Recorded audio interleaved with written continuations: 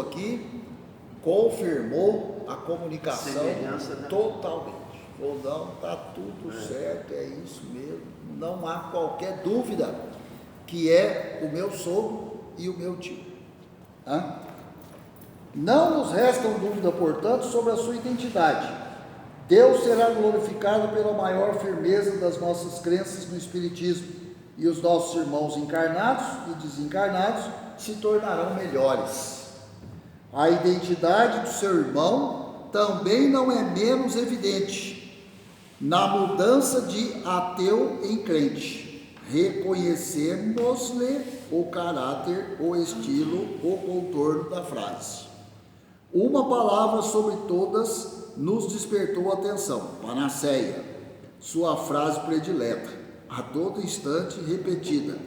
Mostrei essas duas comunicações a várias pessoas que não se admiraram da sua veracidade, mas os incrédulos, com as mesmas opiniões dos meus parentes, esses desejariam respostas ainda mais categóricas.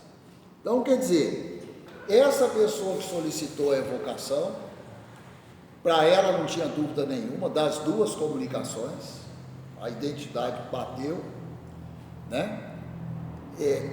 E aí, para quem essa pessoa mostrou? Para aqueles que acreditam, também, dúvida nenhuma. Mas sempre tem os incrédulos. Ou não, só essa comunicação não me convenceu, não. Não me convenceu. Os incrédulos. Os incrédulos. Sempre tem os incrédulos.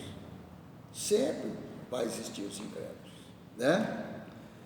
Queriam, por exemplo, que o senhor D se referisse ao lugar em que foi enterrado, onde ele se afogou, como foi encontrado, etc. Os incrédulos queriam que ele falasse sobre esses detalhes aqui. Aí eles iam acreditar. Material.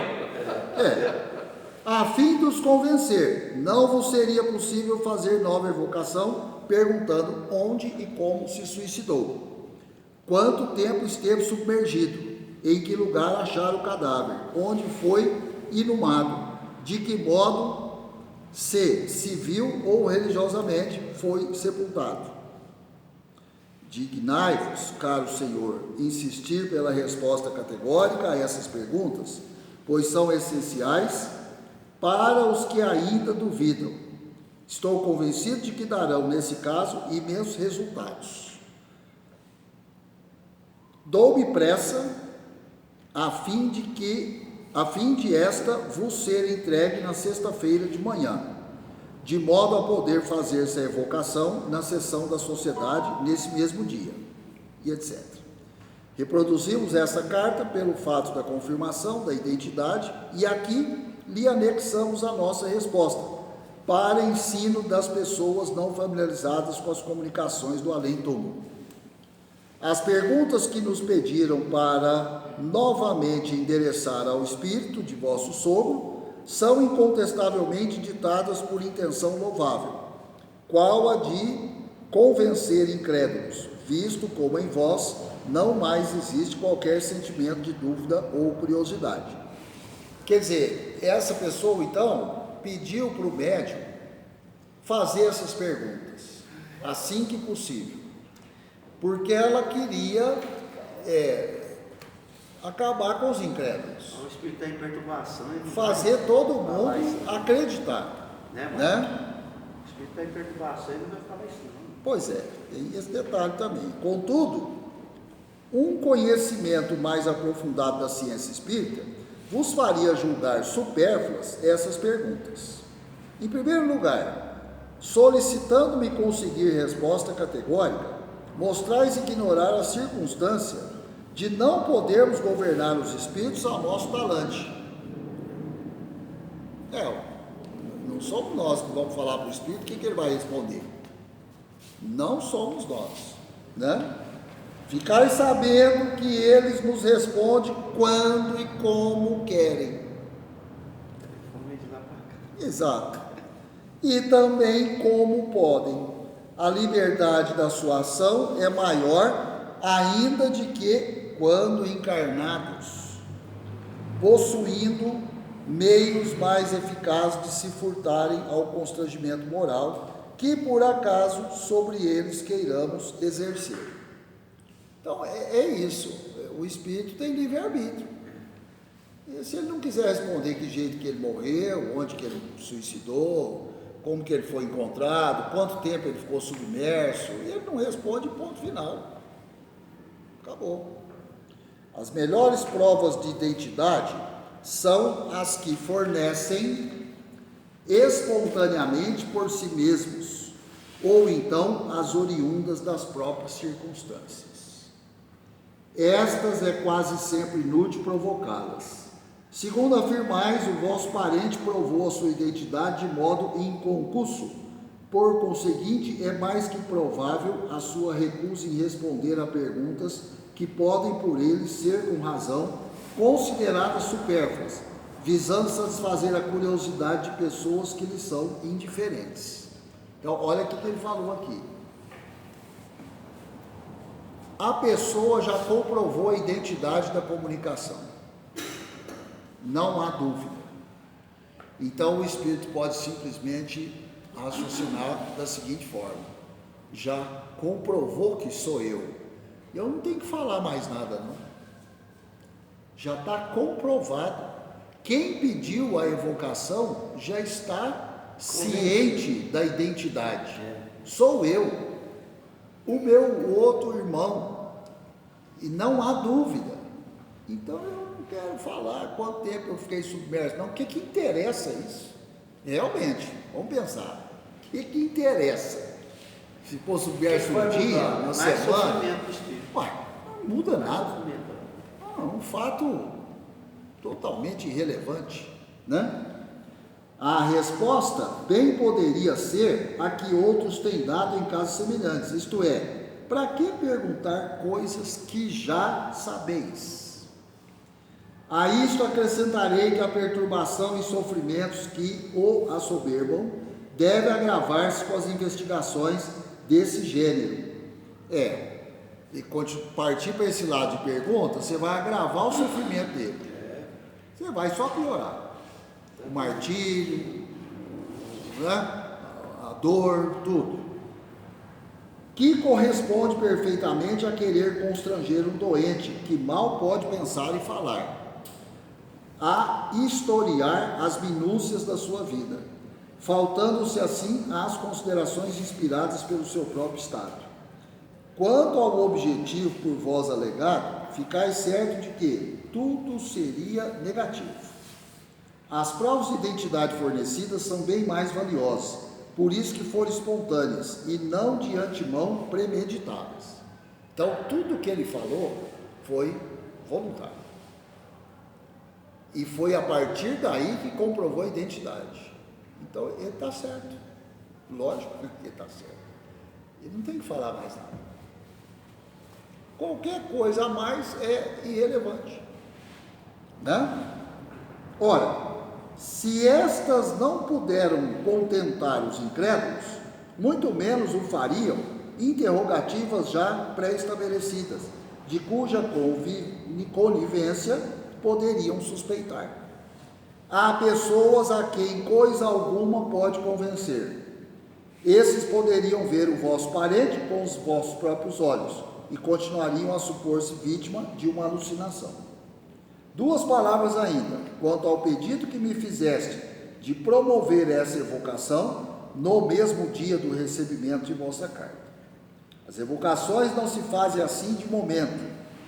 Os espíritos nem sempre correspondem ao nosso apelo. É preciso que queiram, e não só isso, mas que também possam fazê-lo. Então, não é só o espírito que quer comunicar, tem que ver se ele pode comunicar. Tem permissão. São duas coisas distintas. É preciso ainda que encontre um médium que lhes convenha, com as aptidões especiais necessárias, e que esse médium esteja disponível em dado momento. Tem isso também. Sintonia fluídica, senão não tem comunicação. É preciso, enfim, que o meio lhe seja simpático e etc. Pela concorrência dessas circunstâncias, nem sempre se pode responder, e importa muito conhecê-las quando se quer praticar com seriedade e segurança. Isso é para nós. Isso é para nós. Quando se quer praticar com seriedade e segurança. Então, nós temos que ter ciência. O Espírito que nós estamos evocando pode responder. Ele quer responder. Ele tem permissão para responder. O médium tem sintonia fluídica. O ambiente está bem preparado. Os médios de sustentação estão ativos. Está tudo dentro dos conformes. Então tem muita coisa para observar, né? Aí um desses itens não é observado, então não tem comunicação. Aí não tem a primeira vez, não tem a segunda, não tem a terceira. Aí já alguém, né, com a fé muito frágil, isso aqui é uma grande bobagem, isso não vira nada. Larga de mão. Falta, né? Come antes de vir para a sessão. E vai por aí afora. Aí não tem jeito de dar certo. Nunca vai dar certo. Né? Então é uma comunicação muito interessante, né? Como todas. Muito elucidativa, né? Eu disse aqui há umas 2 semanas atrás, um dia me ocorreu isso. A gente já leu tantas comunicações aqui dos suicidas, né? A gente tem que sempre orar por todos eles. E por esses daqui do livro. Porque vai saber se eles ainda não estão errantes. Nós não sabemos. Não, mas tanto tempo eles já reencarnaram. Uai, como você afirma isso? E se não reencarnaram? E se reencarnaram também, não pode orar para quem reencarnou?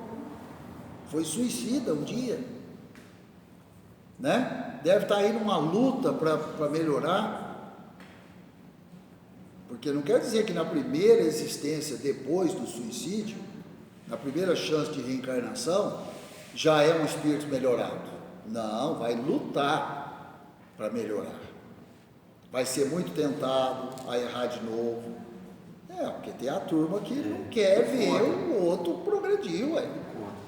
Sempre tem, né? Aqui eles falam, não, fica aqui com a gente, uai, nós tudo suicidamos, por que você quer ser diferente? Exatamente. Nós tudo passamos a vida inteira deprimidos, sozinhos, por que você quer ter amigo, quer ter convivência, quer ser diferente da gente?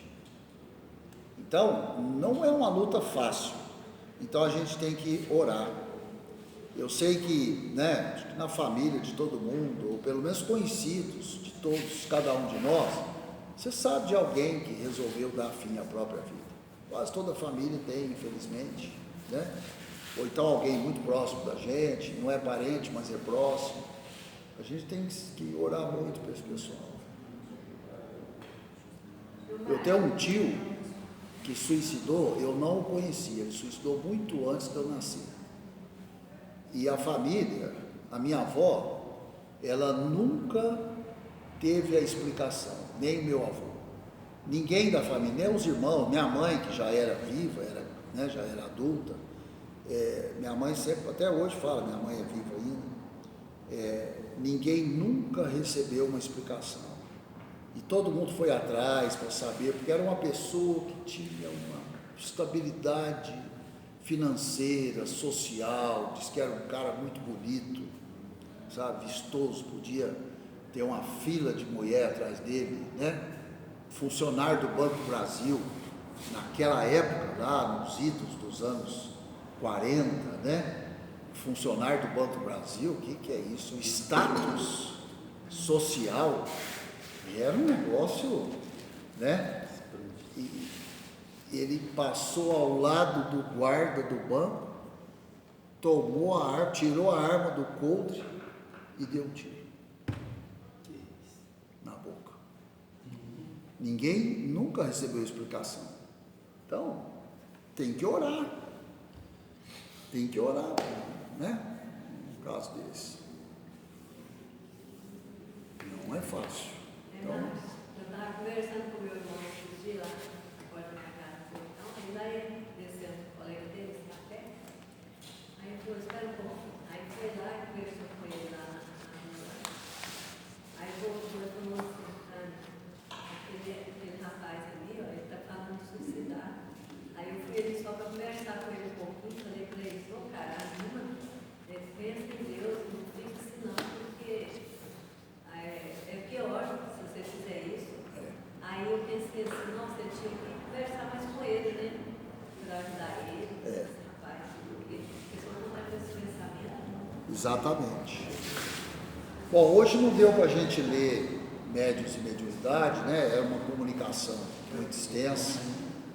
Aí, semana que vem, se der certo, a gente continua. É o capítulo 26, que a gente está parado nele, tá? Aí a gente continua no próximo, né? Você pode levar o capítulo. Tá. Leva o 26, eu faço ele de novo. Tá. Muito bom. Encerramento do peito.